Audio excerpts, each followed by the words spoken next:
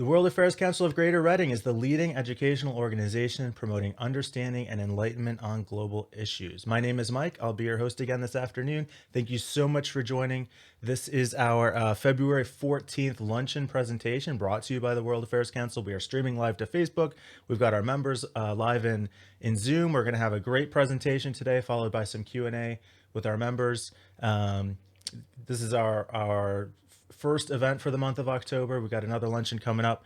We'll tell you more about that later. But today, let's go ahead and get started. I'm going to turn it over to our Vice President, Mr. David Bean, for introductions. Thank you, Mike. I am privileged to introduce our presenter today, Jessica Brandt, whose topic is Foreign Interference in Democracies, What to Watch in 2020. Jessica is the head of research and policy at the Alliance for Securing Democracy and a fellow at the German Marshall Fund of the United States. Her research interests include international security, multilateral institutions, and the geopolitical consequences of fragile states. Jessica previously served as special advisor to the president of Brookings and as an associate fellow in foreign policy at Brookings, as an international and global affairs fellow at the Belfer Center for Science and International Affairs at Harvard, and as director of foreign relations for the Geneva Accord in Tel Aviv. She earned her BA in international relations with a concentration in conflict and security studies from Johns Hopkins and a master's in public policy from Harvard's Kennedy School. She is a member of the advisory council of the American Ditchley Foundation, a term member of the Council on Foreign Relations, and a David Rockefeller Fellow of the Trilateral Commission. So without further ado, we welcome Jessica. Hi, everyone. Thank you so much for joining me on your lunch hour. I am going to endeavor to share my screen. Give me 1 second. Can you all see that? Yeah. Great. Yes. Great. Good. Well, I'm thrilled to be here today to talk about what I think is a very important subject. The election is obviously the frame for this conversation, and that makes sense because Election Day is less than 3 weeks away. And in fact, the election is already underway in 46 states, including in Pennsylvania. I think 11 million votes have already been cast. I might have seen data just a minute ago that it may already be 13 million votes already cast. But I think it's important to note that elections are a flashpoint, but they are not the start or end point of foreign interference in democracies. Russia's interference operations began long before the 2016 election, and they've continued ever since. This is from the bipartisan Senate Select Committee on Intelligence report, which found that the activity of Russia's Internet Research Agency, which is the sort of infamous St. Petersburg troll farm, their activity on Facebook actually increased after Election Day by 238% on Instagram, 59% on Facebook, 52% on Twitter, and 84% on YouTube. And here I'm quoting from that same report that found that IRA operatives orchestrated disparate political rallies in the United States, both supporting President-elect Trump and protesting the results of the election. One of these events, the Trump is Not My President protest, was organized by the IRA-created group Black Matters US, and as many as 10,000 protesters actually showed up in Manhattan. And I think the important point here is that we need to think about not just what will happen before the election, but what will happen after it. And here I think it's important to keep in mind the goal of these operations, which is to weaken our democracy from within. So stepping back, Russia in particular is a declining power by most measures, and it seeks to compensate for that weakness in order to gain relative advantage. It's not particularly sensitive to attribution because it has little to lose from it, and in fact, potentially something to gain. It wants to sow chaos in order to actually make it harder for democracies, and ours in particular, to make it harder for us to govern ourselves. And then they want to dent democracy's appeal to would-be activists at home. It's a way of sort of pointing the finger and saying, do you really want that? It's really quite chaotic. Democracy doesn't look so good. And maybe just zooming out even more, I would note that I think a common misperception about disinformation in particular is that it's fake news, that it's false information. But much of, the majority of disinformation is really not about information that's demonstrably true or false. It's information that's polarizing or misleading. That what Russia does is lift up the most polarizing and divisive narratives that already exist in our society and lift them up to make them appear more salient in order to foment division and chaos. So what do we know about 2020? Well, since at least February of 2020, members of the US intelligence community have warned that Russia is interfering in the 2020 presidential campaign in an attempt to re-elect the president. On September 17th, FBI Director Christopher Wray told a House panel that there were, in quotes, very active efforts by Russian actors to interfere. And this follows an August 2020 public statement by NCSC Director Bill Evanina, which assessed, and again I'm quoting, Russia is using a range of measures to denigrate former VP Biden and what it sees as an anti-Russia establishment. And this is most notably through the release of leaked audio recordings of Biden and then Ukrainian President Petro Poroshenko in a campaign that was organized by a pro-Kremlin Ukrainian parliamentarian, Andrei Derkach. The Treasury Department has designated several Russian-linked individuals for interference operations targeting 2020, including Derkach. And then these government warnings are supported by multiple investigative reports, academic research, takedowns by social media platforms that sort of point in the same direction. Social media platforms have identified and removed multiple information operation networks connected to Russia over the past 2 years since the midterms of 2018. These have included fake accounts that presented themselves as locals in swing states and posed as either conservatives or progressives. So here's some sample content from Facebook's takedown of this network. You can see, there was a group or account, Progressives for Future, and also Confederate Virginia.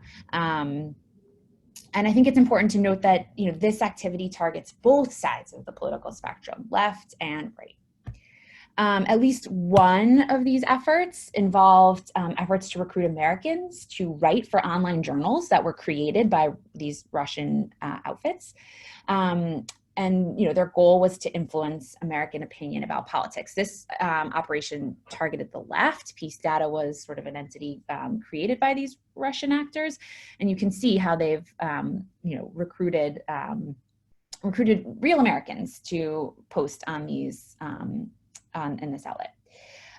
So why have we seen this sort of shift in tactics? I would say this is like emblematic of a shift away from directly using false personas or groups to influence online conversations towards co-opting authentic domestic voices instead. And I would say that the reason behind this is, because of successful efforts by many social media platforms to close off the pathways that we saw in 2016. This is actually from a paper I wrote about how Russia's tactics are changing. And I'm happy to come back to this in Q&A if it's of interest to you. But generally, I think, there's more of an effort to co-opt authentic domestic voices, more of an effort to, we call perception hacking. So exploit our fear or our anticipation that manipulation might happen in order to claim that it's occurred. And I'll come back to this at the end of my presentation. Also, micro-influence, so working through, particular closed groups and exploiting the full information ecosystem. Also, earlier, just this week, Microsoft announced that it had taken down a hacking operation that was run by Russian-speaking cyber criminals that it was feared could target election infrastructure, including by ransomware attacks. And I should note that there was a parallel effort by U.S. Cyber Command, parallel but not coordinated, to squeeze this hacking group. And we know that in 2018, our Cyber Command took down the Internet Research Agency for a few days around Election Day. So just a little context there. Okay, so who else is getting into the game? First, China. China is, as is no surprise to this group, a rising power, and I would argue it has a lot to lose, which is why it's much more sensitive to attribution. Its efforts are mostly focused on denting democracy's appeal, trying to present its model as an alternative, and we saw this, take center stage around COVID, where China's efforts really focused on casting democracy's responses as weak, feckless, chaotic, and to position itself actually as a partner of first resort to the United States' traditional European allies in order to weaken transatlantic cohesion at a moment in which we were not particularly present in the alliance. Iran uses chaotic and destructive tactics that look a little bit more like Russia's, but I think it's somewhat narrower in its ambition. It's less about targeting our elections. It's more about covering topics that are of geopolitical relevance to Iran, which is why I think a hyper focus on elections risks obscuring the bigger picture and why it's important to see beyond any particular election or election day. So let's talk for a second about what could happen before election day. The first possibility is a hack and leak. We know that this was the most effective component of Russia's 2016 operation. So many millions of Americans saw IRA created content on social media, but many, many millions more had their perceptions of the race shaped by media coverage of hacked, weaponized information that was released in order to do and timed in order to inflict maximum damage. I think in 2020, we should consider a broader range of targets. So a hack and leak doesn't just have to happen on a campaign, but for example, what would it look like to have a hack and leak operation that targets journalists? We would, journalists, I guess, are also journalists and journalism. The media are also a key institution of our democracy and therefore also targets. We should consider what might happen if there were to be manipulation of underlying material.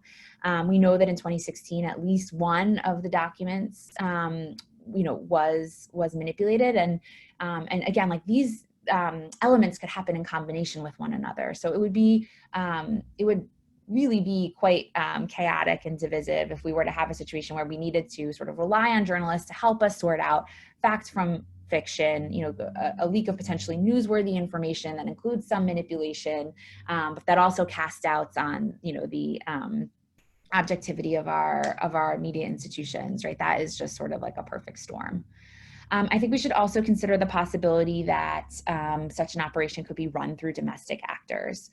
So in 2016, Russia created the false personas to inject their content into the ecosystem, right? Lucifer 2.0, for example. But I think, in 2020, you might consider what would happen if, again, like leaked, potentially newsworthy information were leaked to sympathetic, domestic voices. And the reason for doing that is because, as soon as you have the involvement of domestic actors in an information operation, it really limits the response opportunities or response options that are available to both governments and platforms, because it, I would argue, of course, rightly triggers, norms and legal protections around, free expression. So it's much, much more complicated and fraught. So that's a hack and leak. The other thing we could see is, for example, disinformation about how or where to vote, potentially in order to suppress voting within particular communities. So this is a common form of election disinformation. We see false information about how, when, or where to vote, false claims of violence, intimidation, arrests. This is an example: save time, avoid the line, vote from home by texting Hillary. On this November 8th. Well, of course, you cannot vote by texting. This was, I think, actually domestically produced and then amplified by Russia, saying here, content designed to make people afraid to go to the polls.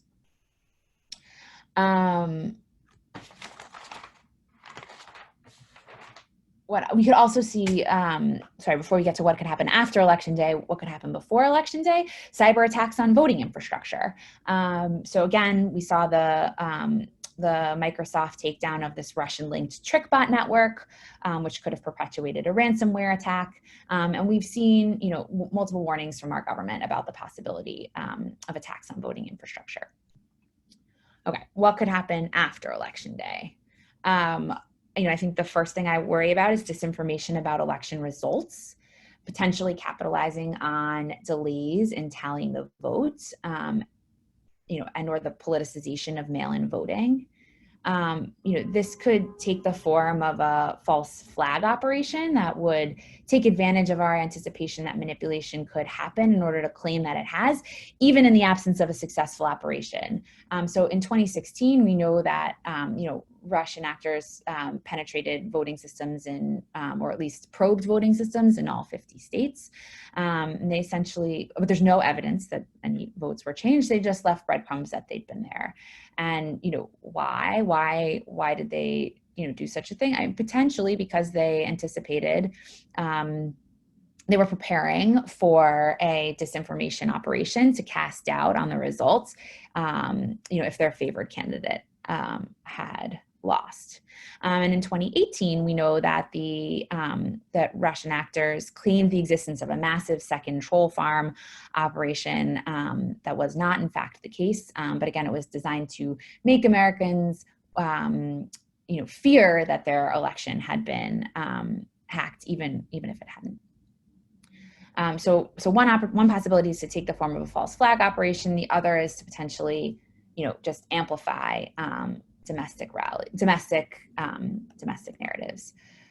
And again, these domestic narratives and election disinformation broadly often focuses on voter fraud. We see false claims of illegal voting, false claims of machine malfunctions, false claims of stolen or tampered with mail-in ballots. Here's some sample content. The top left and right content came from Russia's Internet Research Agency. On the bottom left, mail-in voting fraud is no myth, election rigor says. That's from Sputnik News, Russian state media, which conducted an interview with a nameless operative that claimed to have participated in a massive election rigging scheme. And of course, our government, in particular, the FBI and CISA, the Cyber and Infrastructure Security Agency, have put out a number of warnings in the lead up to the election about, for example, disinformation risks to voters, where cyber actors could capitalize on confusion. And or create confusion. This is one example of a public service announcement, but there have been several others. One in particular is focused on voter roll. So that the possibility that actors could use publicly available voter registration data to claim that voter rolls had been manipulated or altered, even if they had not been. And then what else could we see after the election day? After election day would be organizing protests or rallies, again, likely on both sides of the political spectrum, in order to capitalize on the chaos of this period. And if you're interested, I'm happy to loop back to some of the stuff that we saw during the primaries as well during the Q&A. But in the interest of getting faster to your questions, why don't I conclude with some thoughts about, what can you do? So I think the first and most important thing is, to remember that our democracy is only as strong as we make it. So remember the goal. The goal is to make us doubt ourselves and to make us doubt our institutions. So vote, seek information from trusted sources. I think we all need to take responsibility for the tone of our political discussions. I would argue that partisanship is our greatest vulnerability. It is the source, the fodder for so much of Russia's information operations, and also keeps us from doing, much of what we need to do to protect ourselves. And then tactically, I would say, remember that sometimes calling attention to false information grows its platform. Do not repeat the false information. You want to start or end your posts with the facts. And, beware of the backfire effect. That publicly calling out a person for sharing false information is likely to just reinforce their beliefs. So with that, I will turn it back to you all for any questions that you have.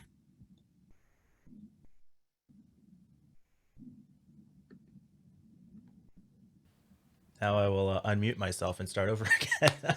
Great presentation. Very timely topic. I think valuable to. So like we've been aware of influence, interference, especially since the 2016 election.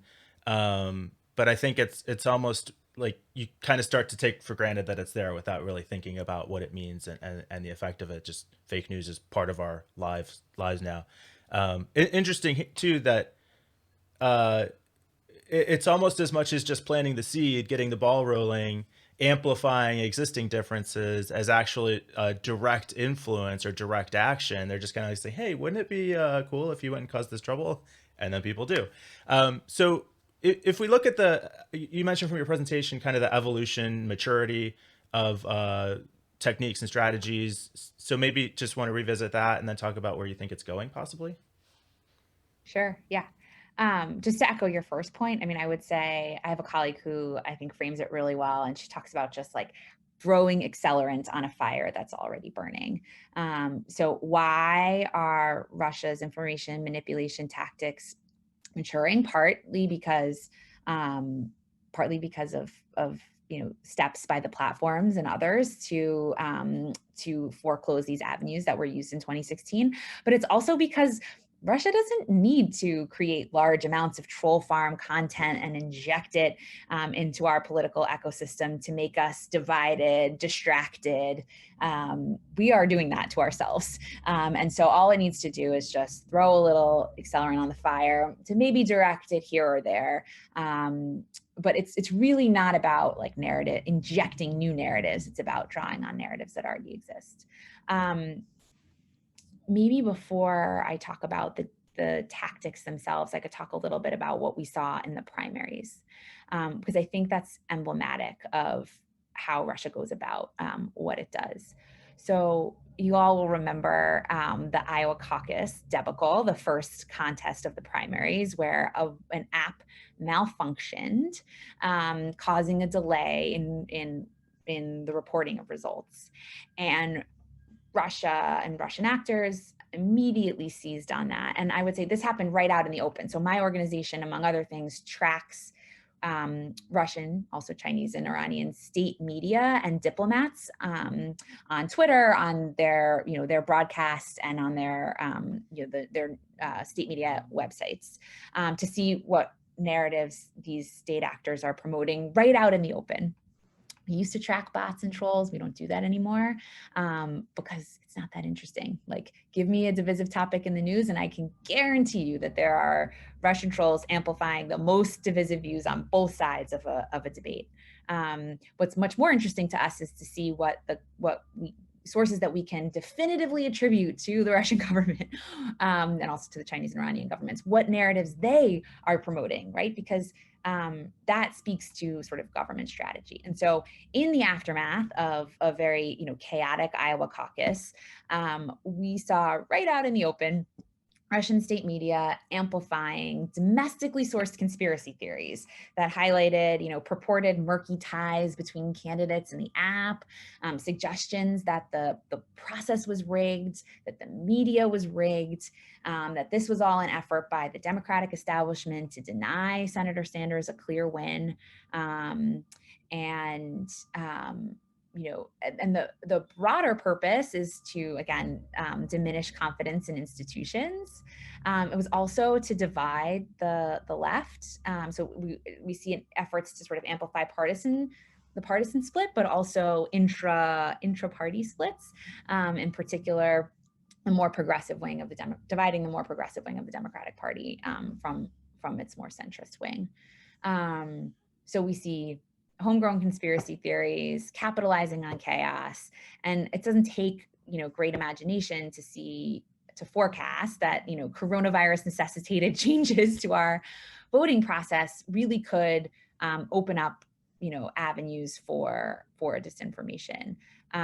Again, like the app malfunctioned, there is no evidence that there was, that there was any rigging, but mistakes happen, and mistakes in particular, happened in this particular case because they tried to roll out new technology at the last minute. Again, we're at risk of rolling out some new processes late in the game here, and coronavirus has necessitated those changes. But this is the kind of environment that is just very ripe for disinformation. So in terms of, go ahead. Question from Randy in the chat: what should the government be doing? Obviously, it's a political issue right now. What should the government be doing, assuming we have leaders who want to act notes? Yeah. So a number of steps, and I would also say our government has done a lot.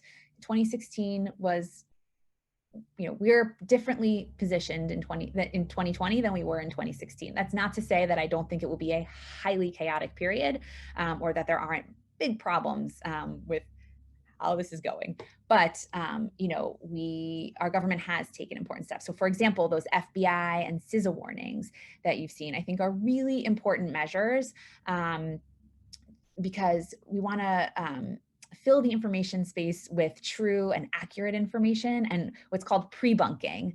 You want to prepare folks for what they might expect. I guess just zooming out, what should our government do? I think the most important thing is to reorganize ourselves to see and respond to the full threat picture. So we have, great folks working in Treasury on the economic dimensions of this problem, and we have China watchers at the State Department, and we have, the GEC. So what we need to do is make sure that because these issues don't fall into, they fall in the cracks, I guess. They're not like neatly in any one silo. And so I think we need, for example, like a senior person on the National Security Council, whose job it would be to coordinate interagency efforts on these issues. I was very glad to see that, the director of National ODNI, put in place Shelby Pearson as like the elections czar. And that's great. She's coordinating across the intelligence community on election threats, super important. But again, it's bigger than elections, and it's bigger than the intelligence community. So that's one thing I think our government needs to do. I think our government would be well served to think carefully about what our advantages are in this, in what I see as a strategic competition between democracies and autocracies. This is about geopolitical competition of the future. And so we should lean into our advantages, one of which, for example, is our cyber capabilities. So obviously with all the caveats about appropriate use of those tools and with thought for their possible blowback, as I said, our government took the Internet Research Agency off of the internet for a few days around the midterms. And I think that was a good thing. So steps like that are super important. And then leaning into our rule of law, sanctioning, using sanctions and other measures to go after the folks that perpetuate these kind of activities. But it's more than government. We actually need like platform companies. There's steps that everybody needs to take. So I won't run on, but I have a lot of thoughts about how I think journalists can cover this and what I think needs to happen in terms of coordination between platforms and government. Sure, and there are some social media questions coming in. I definitely want to come back and talk about that. So I'm not ignoring you, Saul. I did see your question. Just stick with this theme though for just a few more questions. There's definitely a lot of questions coming in. If you've got questions in the chat, go ahead and please get them in. So Chuck asks in the chat, it appears that there was less interference in 2018 than there had been in 2016. Is that true? Yeah, I mean, I think again, this is emblematic of. So I think Russia's 2016 operation took us all by surprise. By 2018, we knew we had a sense of what we were dealing with and began to put things in place in order to keep that from happening. So things like as I said, the cybercom operation and others. And so I think, in a way, it's a success story about what our government can do when it stands up, like collaborative cells that look at these issues and and prevent the worst. Saul again asks, he's the president of our council Sure. here, is the action of the federal agency addressing the issue effectively, do you think? We have over a dozen federal agencies involved in intelligence gathering. Is that the question? Yeah, Yeah. I mean, I think that's kind of the point, right? We have so many entities that have a piece of this problem, and what we need is better coordination within our government to make sure that we're seeing the full threat picture. Because also, I focus on information manipulation operations here, but there are economic coercion, malign finance. There are other tools that that Russia and its proxies use to target democratic states and institutions. And so, I think each of these agencies has a piece of the puzzle, a piece of the picture, and the key now is making sure that everyone is synced up. And I think part of that, as I mentioned, is making sure the intel community and the platforms are talking in useful ways. So the intelligence community is going to have a lot more information about particular threat vectors, and the platforms have a lot of insight about what's happening on their platforms. And it's very challenging for those entities to talk to one another because of, I think, rightfully concerns about privacy and civil liberties. So we need to make sure that we're doing this in a way that has, is respectful of privacy and civil liberties, but make sure that those communities are talking to one another. So again, we're positioned to kind of see not lose the forest for the trees. So you talked about in your presentation, that it's about sowing discontent, spreading misinformation. Hannah Stauffer asked in the chat, what is Russia's end goal, per se, for further dividing Americans and discrediting democracy? What are they working toward with these techniques and strategies? So I would argue that ultimately all of this stems from, perceptions of it's about regime security, right? It's about Putin's own grip on power. And so, Putin has an interest in suppressing the desire for democracy at home by making, as I said, democracy look like an unappealing and unattractive, by denigrating what democracies can do. Putin has an interest in the United States that is distracted from playing a broader role in the world that might be detrimental to Russia's interests. And so by keeping the United States, turned inward and consumed with its own divisions, it can advance its geopolitical position in that way.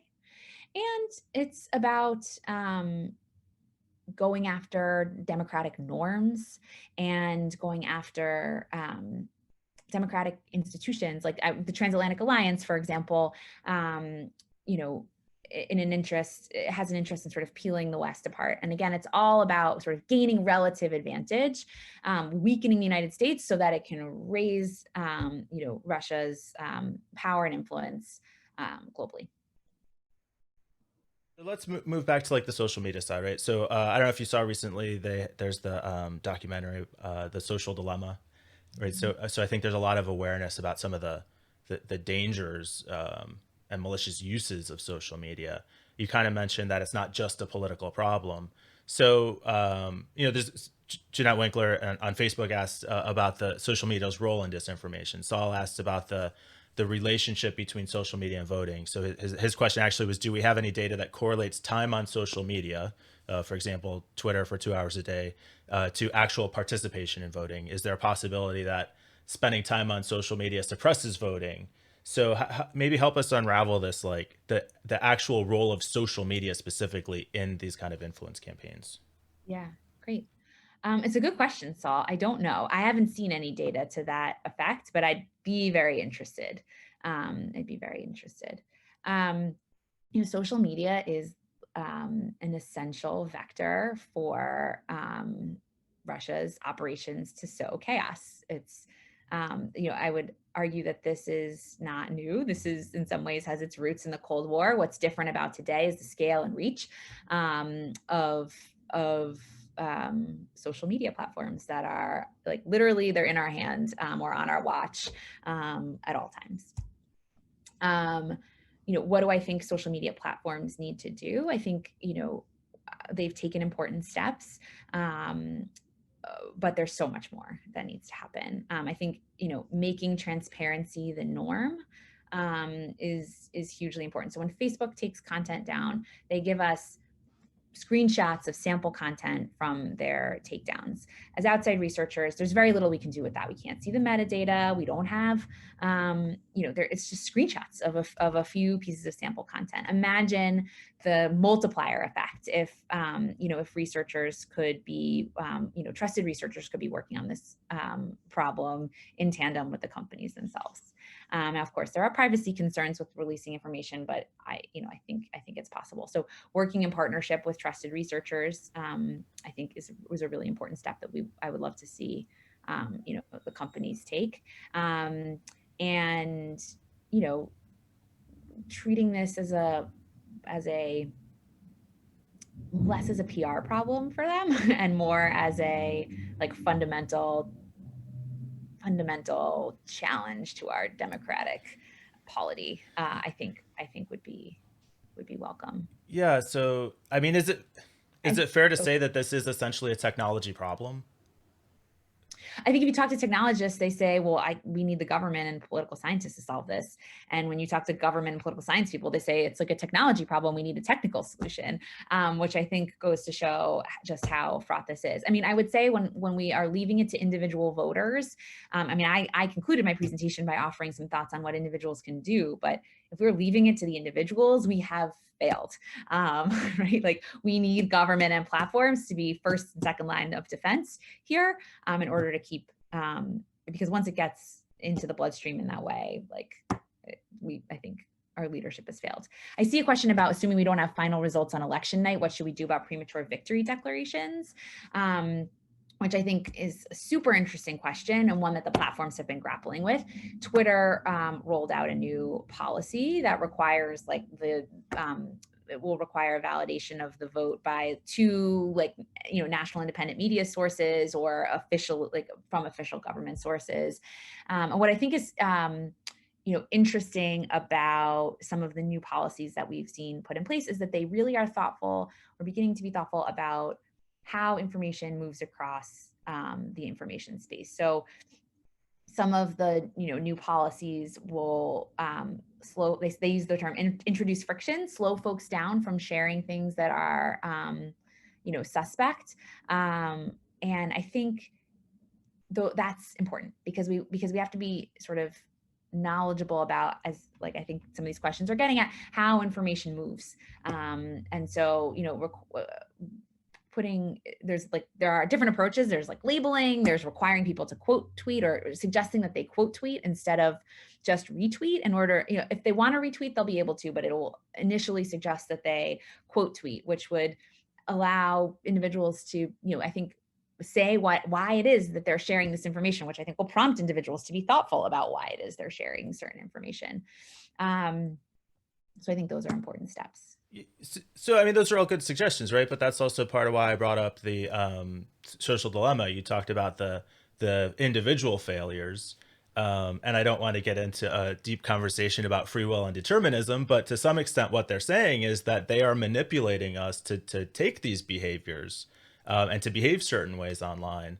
So where do you, if you're an individual, yes, you can be conscious of quote tweeting. You can be conscious of fact checking yourself before you share something. You can be conscious of your tone.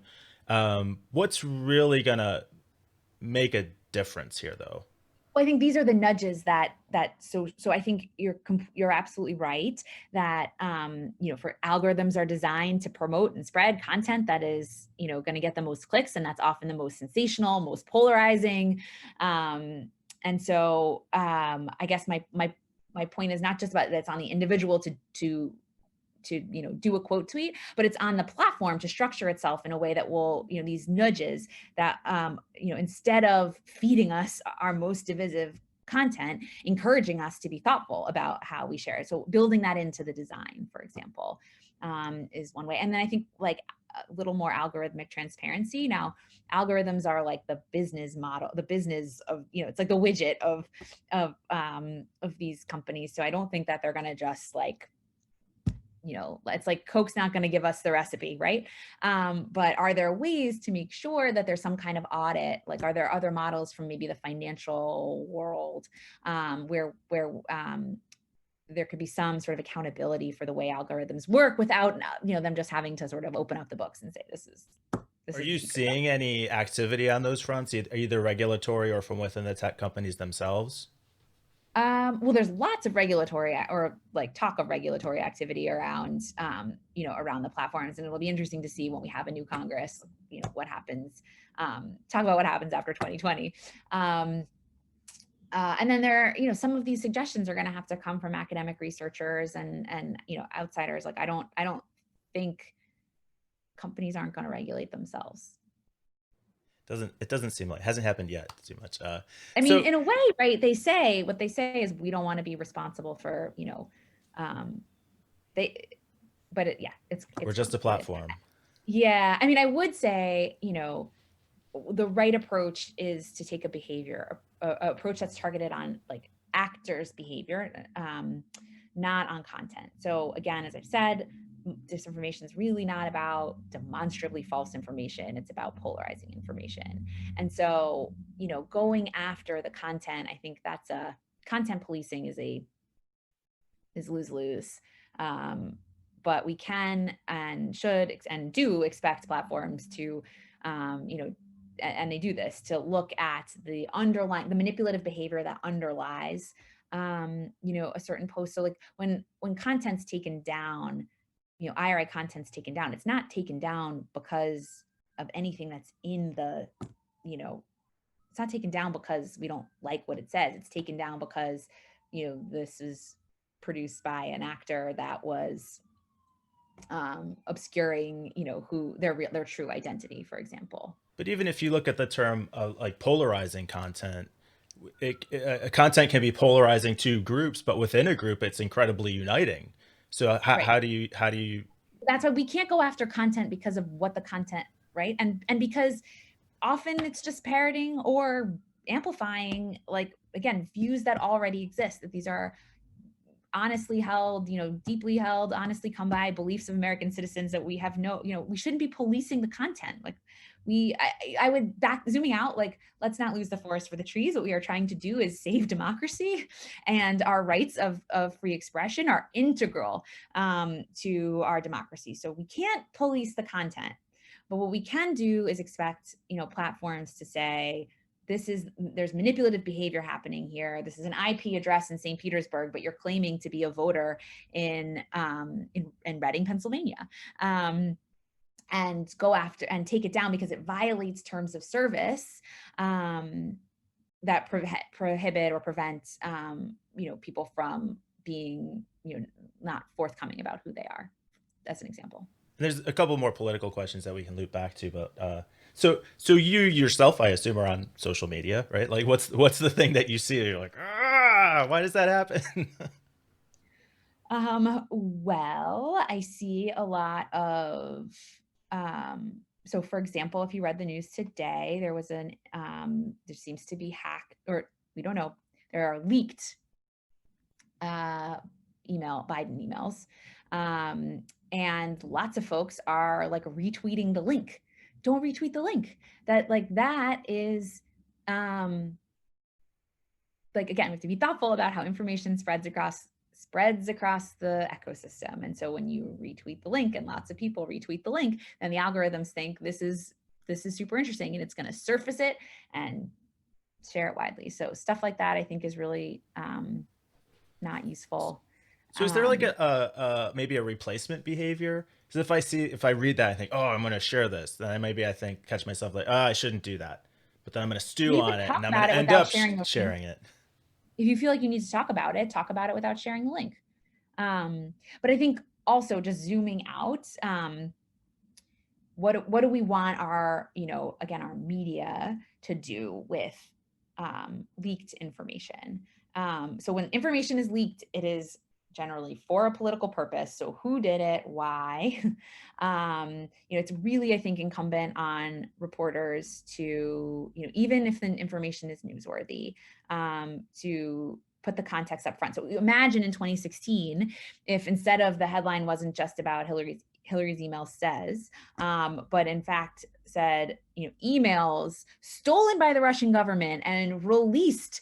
It was October 7th of 2016, the same day, within 29 minutes, I believe, less than an hour from the Access Hollywood tape. So stolen and released by a foreign government, timed to do maximum damage to it, right? If that were the story, I think we would have thought a little bit differently about it. So I think I would love to see news organizations, and Marty Barron of the Washington Post put together some guidelines to this effect, for his newsroom. And I think it's so important to do this in advance because the pressure of a scoop is going to supersede and news moves fast. And, but, if we can get journalists to be really thoughtful about, verifying every detail of the story, because we know that the underlying material can be manipulated, and then presenting the context, to the audience so that people really understand what it is they're looking at. And it highlights what you said before, that what we really need is to see a shift away from this being viewed as a PR problem for a particular campaign and recognizing that we're actually trying to defend democracy. Yeah.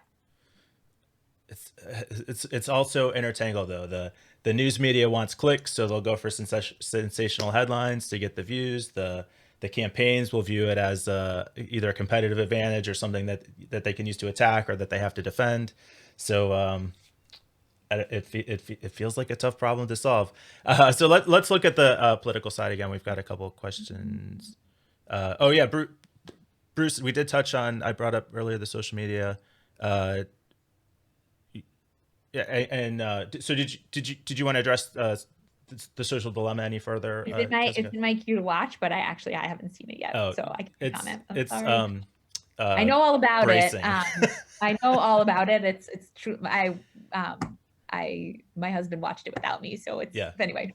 I recommend it. I recommend it for everyone. If anybody's viewing today haven't watched the social dilemma, I would suggest watching. My wife did bring up, what's the motive for even doing a video like that?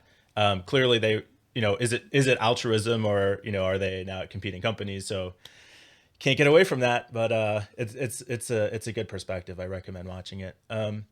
So to go back to the political side for a second, I had a question from Thomas Schmoyer. You identified Russia, China, and Iran as being in the forefront. Are there any sleepers out there that we should be looking at? I think these are the big three.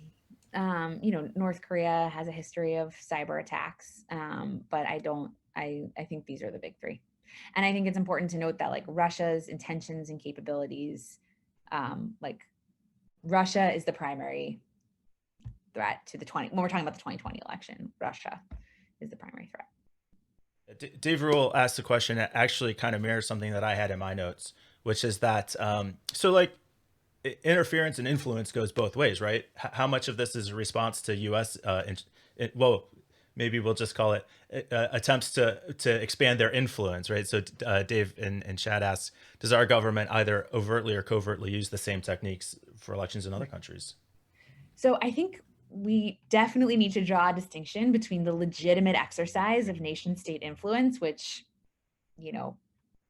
every nation does, and interference, which is about directly interfering in the politics of another country, in manipulative and covert ways. I would argue that it is not to our authoritarian competitors use these tools because they view them as rebounding to their advantage. Like these are asymmetric tools. It's about conflict off the military battle space. It's about finding, domains of competition where they believe they have an edge. And so I think responding in kind is not the way to go. Right? These are the battlefields of their choosing, and we need to respond on the battlefields of our choosing.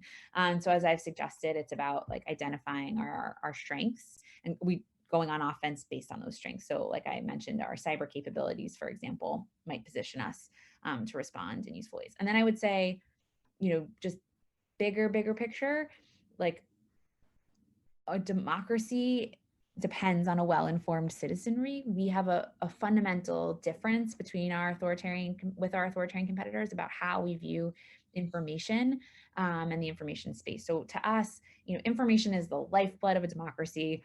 A free, vibrant, open public square is what we need to have faith that in an informed citizenry that we can that there are facts are knowable, that there's a discernible truth, that voters and citizens can discern that truth and act upon it in the interest of self-government, right? That is just not the way that authoritarians view the information space. Information is a threat, to regime survival for Xi and for Putin, and it is a weapon that can be, used against democracy. So if we were to go out there and muddy the information space with information operations in the way that we see coming out of Russia, ultimately the blowback would hurt us more, right? We are more vulnerable to an information space that is polluted, that leaves people believing that it's all a mess. I can't trust anything I see. What is truth, right? This kind of antipathy and distrust in institutions and the existence of objective reality is the autocrat's dream and the Democrat's nightmare. And so I don't think it's useful for us to even consider information operations using these tools elsewhere. It's only to our own disadvantage. That said, I think we should be thinking about the information component of our policies, right? So communicating clearly and truthfully about, all of that's good stuff. We should do that. I mean, there's some gaslighting to it, right? Like, if you are just swept up in it and not thinking about it, it could just be fun and exciting. But if you are, the organization here exists to promote thoughtful, considered discourse, right? But if you hear the constant delegitimizing of academia and science and the news media, it's probably easy to start to question, like, is that true? Is that knowable? Or it's kind of insidious in that way. I think it's very insidious. So we talked about, I would say, around the impeachment hearings, right? Like, I don't know, a lot, the Russia did it, the Ukraine did it, conspiracy theory, that framing Ukraine for Moscow's, 2016 intervention. And we saw our own leaders say, who knows what the truth is? Like, that's bad. Don't do that. We saw it.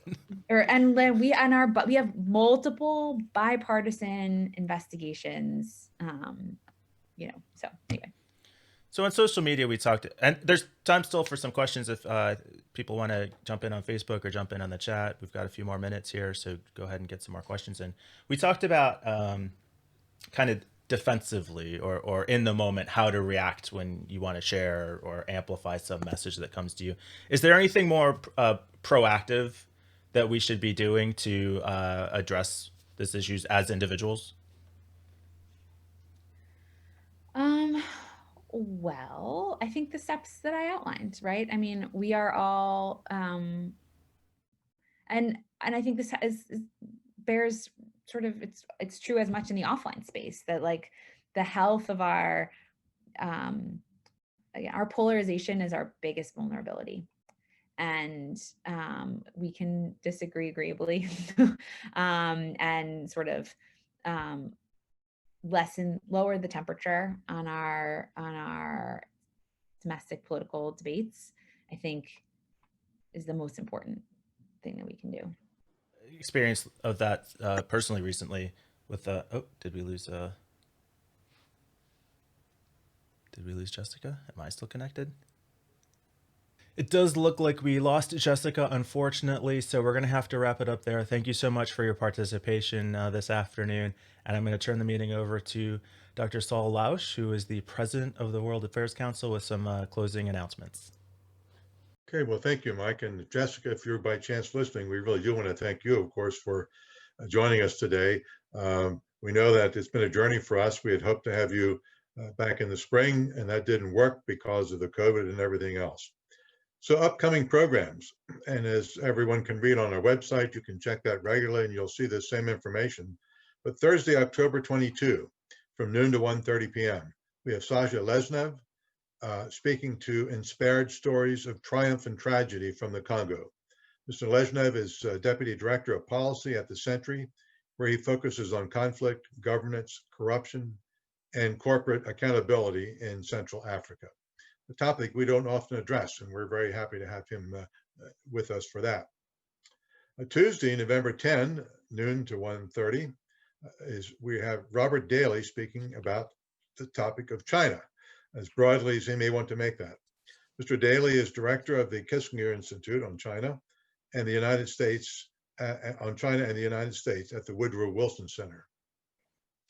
And then Thursday, November 19, and note the time here, 10 to 11:30. Mikhail Baranowski is speaking about NATO from the European Center, or the European perspective. Mr. Baranowski is director of the German Marshall Fund's Warsaw office, where he provides overall strategic direction and leadership for the organization's work in Poland, the Baltic states, and the V4 countries, which are the Czech Republic, Hungary, Poland, and Slovakia. It's part 2 of our topic with NATO, something that Dave Bean, our program chair, has been interested in bringing to us. Again, we haven't touched on it for a long time. We've had the previous perspective from the American side of things. Now we'll be hearing from the Europeans. Very much interesting for us. Thanks, Saul. And thanks everyone for joining us today. If you enjoyed the content that you saw, again, please check us out. You can connect with us on Facebook, facebook.com/whackreading, youtube.com/whackreading to see recordings of a lot of these presentations. Or if you're interested in becoming a member, just head over to whackreading.org/join, and we'll see you again in a couple days.